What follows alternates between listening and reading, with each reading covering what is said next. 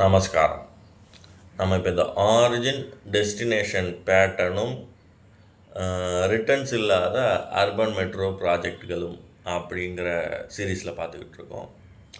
சரி, இப்போ இந்த ஆரிஜின் டெஸ்டினேஷன் பற்றி பார்த்துக்கிட்டு இருக்கோம். சரி, இன்னொரு விஷயம் நீங்கள் கவனித்து பார்த்துருக்கலாம். இந்த அர்பன் மெட்ரோ ப்ராஜெக்ட்டுங்கள்லாம் பார்த்தீங்கன்னாக்கா ஆரம்பித்தது எப்பயும் ஆரம்பிச்சிருப்பாங்க, ஆனால் இன்னும் ஓடிக்கிட்டு இருக்கோம். ஓகேங்களா, பயங்கர டிலேயில் போயிட்டுருக்கோம். 3 வருஷத்தில் முடிக்கலாம் அப்படின்னு சொல்லிட்டு ஆரம்பிச்சிருப்பாங்க சென்னையில். ஆனால் அது 10 வருஷமாக ஓடிக்கிட்டு இருக்கும் ஒரு ப்ராஜெக்டை இன்னும் முடியாமல்.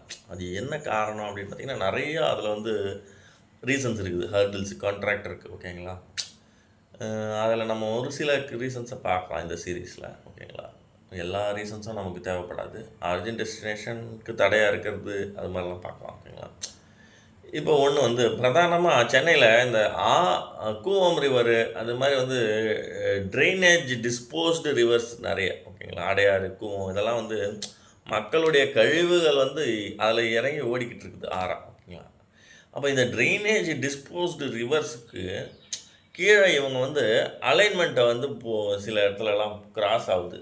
ஓகேங்களா, எப்படின்னா அண்டர் கிரவுண்டு மெட்ரோ டனலுடைய அலைன்மெண்ட் இந்த சில இடத்துல இந்த ரிவரை கிராஸ் பண்ணி போகுது. ஓகேங்களா, அவங்க எப்படியாவது டனலிங் பண்ணின்னு வந்துடுவாங்க. ஓகேங்களா, இந்த கான்ட்ராக்டருக்கு ரிவருடைய பெட்டுக்கு கீழே அடியில் இருக்கிற ஆரோடைய அடி மட்டத்துக்கு கீழே ஒரு 20 மீட்டருக்கு கீழே அவங்களால டனலிங் பண்ணிங்கன்னு போக முடியும். ஓகேங்களா, போயிட்டு திருப்பி நிலப்பரப்புக்குள்ள வரைக்கும் டனலிங் பண்ணின்னு வந்துட முடியும். ஓகேங்களா, ஆனால் அவங்கக்கிட்ட ஃபெசிலிட்டி இருக்குது.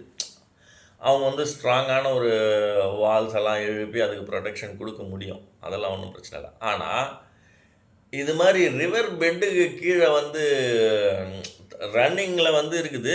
ஓகேங்களா, ஆறு அதுவும் அது ரொம்ப நாத்தம் பிடிச்ச ஆறு. ஓகேங்களா, அதுக்கு கீழே வேலை செய்கிறதுங்கிறது ரொம்ப கஷ்டமான காரியம். ஓகேங்களா, சாதாரணமாக நிலப்பரப்புக்கு கீழே நீங்கள் டனலிங் பண்ணின்னு போனோம்னாலே அதுக்கு சில இடத்துலலாம் டேர்ன் ஆகும்போது டேர்னிங் ரேடியஸுக்கு ஏற்ற மாதிரி சில விஷயங்கள்லாம் பண்ணும்போது டிலே ஆகும். ஓகேங்களா, அப்போ இங்கேயும் அது மாதிரி ஏதாவது அலைன்மெண்ட் அடியிலேயே இப்படி கர்வேச்சரில் இருக்குது, ஹரிசாண்டலாகவும் கர்வேச்சரில் போகுதுங்கிற போதோ பல தடைகள் இருக்கும். அங்கெல்லாம் உங்களுக்கு டைம் டிலே எக்கச்சக்கமாக வரும். ஓகேங்களா, ஒரு இடத்துலையும். ஸோ அதனால் இந்த presence of rivers drainage disposed rivers in the midst of Chennai, ஓகேங்களா, is in the midst of Chennai also it is crossing the proposed alignment. அதாவது இவங்க டிசைனர்ஸ் ப்ரொப்போஸ் பண்ண அலைன்மெண்ட், ரயிலோடைய alignment route, underground metro டனலோடைய alignment ரூட்டுக்கு இடையே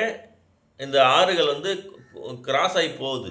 இல்லை அந்த அலைன்மெண்ட்டு இந்த ஆறுகளை கிராஸ் பண்ணி அடியில் கிராஸ் பண்ணி போகுது. இப்படி ஒன்று வச்சுக்கலாம். This is either the river is crossing the alignment R the alignment is crossing the river, எப்படி ஒன்று வச்சுக்கலாம். ஆனால் இந்த கிராசிங் பேட்டர்ன் இருக்கிறதுனால உங்களுக்கு என்ன ஆகுது, டிலே ஹெவியாக இருக்குது. இது ஒரு ஃபஸ்ட்டு ரீசன். ஓகேங்களா, நான் சொல்கிறேன்னா இது ஒரு ஃபஸ்ட்டு ரீசன்.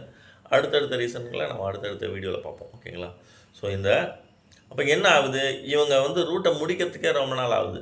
ஓகேங்களா, அதனால் இந்த அர்பன் மெட்ரோ ப்ராஜெக்ட்ஸில் ஏற்படுற டிலேவும் உங்களுக்கு அவங்க போடுற முதலீடுக்கு என்ன சொல்கிறது, இப்போ நான் ஒரு 100 ரூபா வச்சு ஒரு ப்ராஜெக்டை 4 நாளில் முடிக்கணும்னு பிளான் பண்ணியிருக்கிறேன் 100 ரூபாயில். ஓகேங்களா, 4 நாளில் அந்த 100 ரூபாயில் முடிச்சிட்டேன்னா பிரச்சனை இல்லை. ஏன்னா 4 நாள்லேயும் அந்த சின்ன ஆளுங்களுக்கு நான் கொடுக்க போகிற கூலி 10 ரூபான்னா ஓகே. ஓகேங்களா, ஆனால் அது 8 நாள் ஆகிப்போச்சுன்னா என்ன பண்ணுறேன், அதே ஆள் தான் இருப்பான், ஆனால் அவனுக்கு 8 நாள் கூலி நான் கொடுக்கணும். அப்போ என்ன ஆகிப்போச்சு, 200 ரூபா ஆகிப்போச்சு. அப்போ நான் என்ன பண்ணுவேன், நான் திருப்பி யார்கிட்ட போய் காசு கேட்பேன், ஐயா நான் 4 நாளில் பண்ண வேண்டியது 8 நாள் ஆகிப்போச்சு, கவர்மெண்ட் நீங்கள் தான் எனக்கு அந்த 100 ரூபா கொடுக்கணும்னு நான் கேட்பேன். அது இல்லாமல் நான் முடித்த பிறகு லாபத்தை வேறு கேட்பேன். புரியுதுங்களா, அவன் தான் கான்ட்ராக்டர். ஓகேங்களா, அந்த கான்ட்ராக்டருக்கும் கவர்மெண்ட்டுக்கும் எப்போவுமே இந்த இழுபறி இருந்துக்கிட்டே இருக்கும். ஸோ நெகோஷியேஷன் செஷன் போவாங்க. சார் வேலையை ஆரம்பிக்கும் போது இந்த ரேட்டில் இருந்தது, வேலையை முடிக்கும் போது இந்த ரேட்டுக்கு வந்துருச்சு, நீங்கள் தான் பண்ணி கொடுக்கணும்னு சொல்லிட்டு அவங்க கவர்மெண்ட்டை கேட்பாங்க.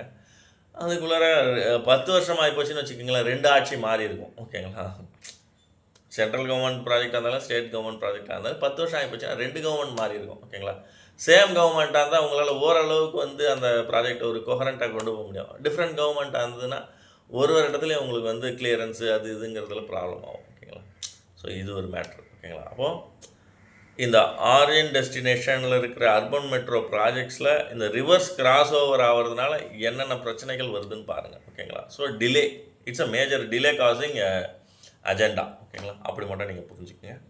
அடுத்த வீடியோவில் இன்னும் சுவையான தகவல்கள் பார்ப்போம். நன்றி. நமச்சிவாயம்.